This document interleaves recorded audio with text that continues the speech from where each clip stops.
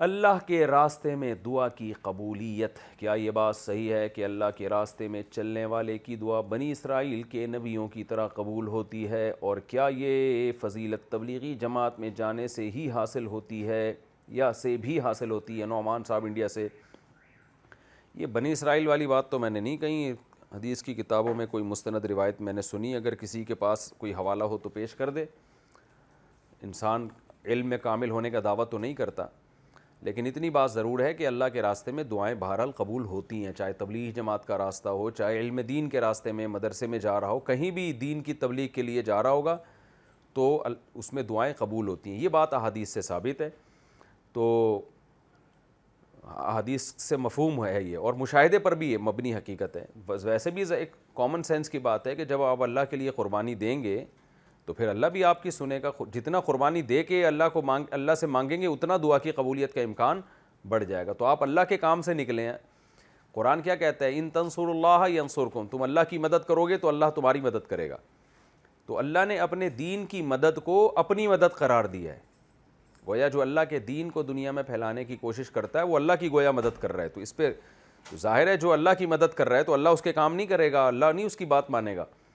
تو اس لیے جب بھی کوئی دین کی تبلیغ کے لیے نکلا ہو تو اس میں دعا کی قبولیت کا امکان بہت زیادہ بڑھ جاتا ہے۔ قبر پر خوشبو اور کیوڑے کا چھڑکاؤ کرنا۔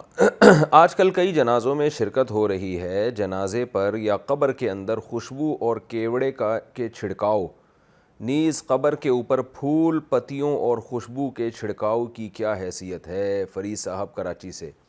جائز نہیں ہے، صرف میت کو جب غسل دیں آپ اس کے میت کے اوپر خوشبو لگا سکتے ہیں، اس کے کفن پہ بھی، اس کے جسم پہ بھی۔ باقی دفن کرنے کے بعد قبر کے اندر خوشبو چھڑکنا یا قبر کے اوپر خوشبو چھڑکنا اس کا اسلاف سے ثبوت نہیں ہے، اور یہ غلوب مبالغہ ہے، جائز نہیں ہے۔ آجا بھائی، 5 درہم بیلنس پر 1 درہم بونس ملنے کا حکم۔ مصدق شاہ ابو ظہبی یا مصدق ہے، دونوں طرف صحیح ہے۔ میں UAE میں رہ رہا ہوں، میرے پاس یہاں کی ایک سم ہے، اس میں اگر میں 5 درہم ڈالتا ہوں تو مجھے 5 درہم کا بیلنس اور 1 درہم کا ایکسٹرا بونس ملتا ہے۔ اس طرح اگر 10 درہم ڈالتا ہوں تو 10 درہم کا بیلنس اور 2 درہم کا بونس ملتا ہے۔ کیا یہ بونس میرے لیے حلال ہے؟ یہ دیکھنے میں سود لگتا ہے، حقیقت میں سود نہیں ہے، اس لیے یہ بونس آپ کے لیے جائز ہے۔ ہوتا یہ ہے کہ کمپنی یہ کرتی ہے کہ جی آپ کو نا ایڈوانس میں، جب آپ ایڈوانس پیسے دیتے ہیں تو آپ کو یونٹ زیادہ دے دیتی ہے، یعنی آپ کو زیادہ یونٹ دیتی ہے بات کرنے کے لیے۔ تو زیادہ یونٹ کی وجہ سے آپ کو ایسا، اس میں تعبیر یہ ہوتی ہے کہ ہم آپ کو زیادہ درہم دے رہے ہیں یا زیادہ بیلنس دے رہے ہیں، تو وہ دیکھنے میں سود لگتا ہے، حقیقت میں سود نہیں ہوتا۔ یعنی اس میں انہوں نے گویا جو چیز وہ کمپنی بیچ رہی ہے نا، اس چیز کی قیمت انہوں نے کم کر دی ہے۔